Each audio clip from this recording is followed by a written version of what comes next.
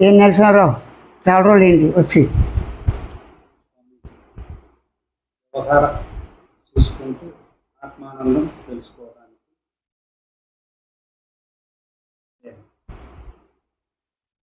ప్రశ్నించేవాడు ప్రశ్న పైపైన వేయటం ఒక పద్ధతి, గాఢంగా ఆ ప్రశ్నలో ఉన్న మర్మాన్ని, ఆ ప్రశ్న ఎవరికి ఉపయోగపడుతుంది, మనకు ఉపయోగపడాలి, మనకు ఎలా ఉపయోగపడుతుంది అన్నది కూడా చాలా ప్రధానం. స్వామీజీ నమస్కారాలు, ఇది మామూలుగా వ్యవహార జ్ఞానం. హలో బాగున్నారా, ఇది వ్యవహార జ్ఞానమే. ఎరా ఎక్కడికి వెళ్తున్నావు, దేవుడు ప్రార్థిస్తూ అంటూ ప్రార్థన చేస్తూనే ఎరా మీ వాళ్ళంతా బాగున్నారా, అంతా బాగున్నా అంటే వ్యవహార జ్ఞానంలో ఏ విధంగా నువ్వు ప్రవర్తించినా అభ్యంతరం. కానీ దేవుడి గుడిలోకి వెళ్ళి పక్కవాడు నమస్కారం చేస్తుంటే, చుట్టమైనా పక్కమైనా భార్య అయినా ఇంకోడైనా నువ్వు మాట్లాడుతూ ఉంటే ఎలా ఉంటుంది ఆ పక్క భక్తులకి? అంటే వ్యవహార జ్ఞానంలో మానవ సమాజంలో ఏ విధంగా ఉండాలో ఏ విధంగా ఉండకూడదో కొద్దిగా గొప్ప తెలుసుకుంటే బాగుంటుంది, అంతే కదా. మరి ఆత్మానుభవం వ్యవహార జ్ఞానం చేస్తూ ఎలా పొందగలం అన్నారు. ఆత్మానుభవం పక్కన పెడతాం, వ్యవహార జ్ఞానం నీకు అనుభవంలో ఉన్నదా లేదా? ఏం చెప్తున్నాను, వ్యవహార జ్ఞానంలోనే, అనుభవంలో ఉన్న జ్ఞానంలోనే ఉన్నది. అంటే వ్యవహార జ్ఞానం ఎలా ఉంది, అనుభవంలో, అనుభవం ఎలా ఉంది వ్యవహార జ్ఞానంగా. వ్యవహార జ్ఞానం దేంతో చేస్తున్నావు, నీ శరీరంతో మాత్రమే. ఎవరికి వారే తన దేహం ద్వారా తన దేహ సంబంధించిన అనుబంధాలతో, లక్ష్యాలతో, గమ్యాలతో, ఆశయాలతో అన్నీ కూడా వ్యవహార జ్ఞానం చేసుకుంటూ ఆత్మానుభవం పొందాలి. ఇక్కడ ఆత్మ అనే పదం ఒకటి వచ్చింది, దేహం అనే పదం వచ్చింది, వ్యవహార జ్ఞానం, 3 పదాలు కింద తీద్దాం. వ్యవహార జ్ఞానం అంటే ఏంటి?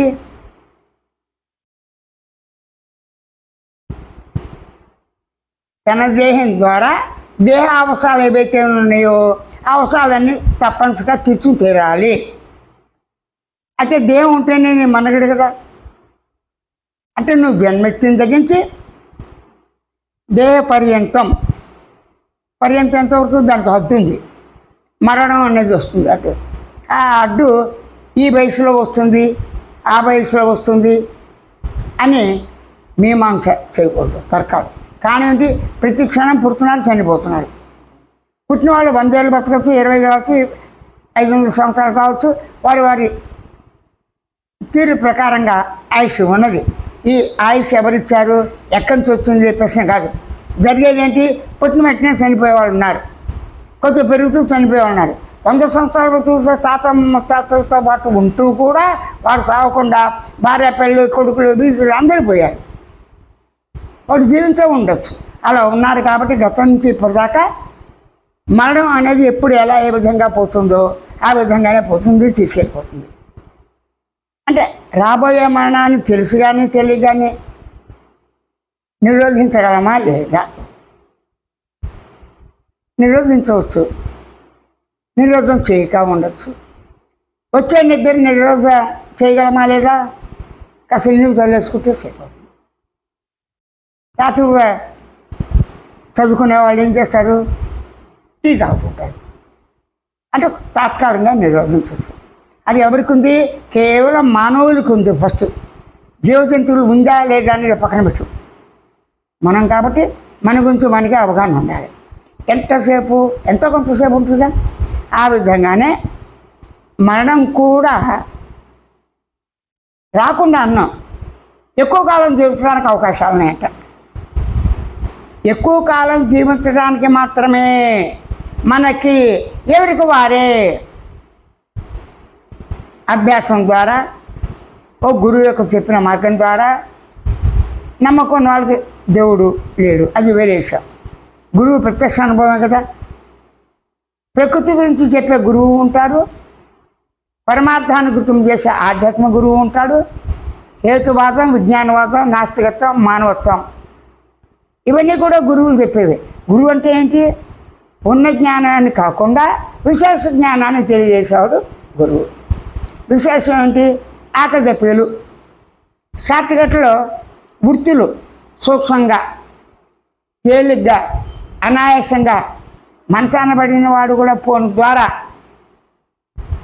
చేసే విధంగా కూడా చేస్తాడు.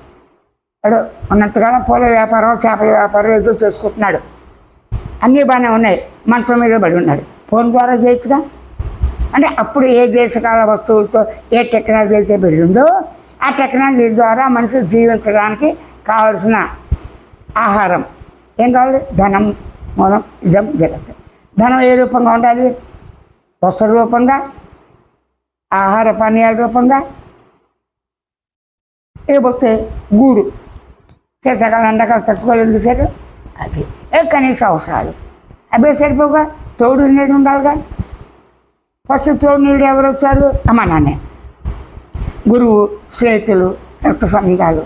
తోడు అంటే రెండు రకాలు. వయసు ఒట్టి వచ్చే తోడు ఓ లెవెల్లో వస్తాడు, 20 ఏళ్ళు వస్తాయి, కాదు వెళ్తున్నాడు, స్కూటర్ చూశాడు, ఆ వయసు ఆ స్కూటర్ మెయింటైన్ చేయగలడు. నాన్న నాకు కూడా బైక్ కొనిపెట్టు, స్కూటర్ కట్టాడు. ఇప్పుడు ఇంకా పెద్ద పెద్ద వచ్చాయి అనుకోండి కార్లు, అవి వాడు స్టేటస్ ఉండాలి, నడిపే సంవత్సరం. అదే కాకుండా పూర్తిగా చదువు వచ్చినా లేకపోయినా చిన్నప్పటి నుంచి కార్ డ్రైవరు, అన్ని రకాల డ్రైవర్ తండ్రి చేసినట్లయితే వాడు వెంట ఉంటే వాడే క్లయింట్ అవుతాడు, వాడు అవుతాడు.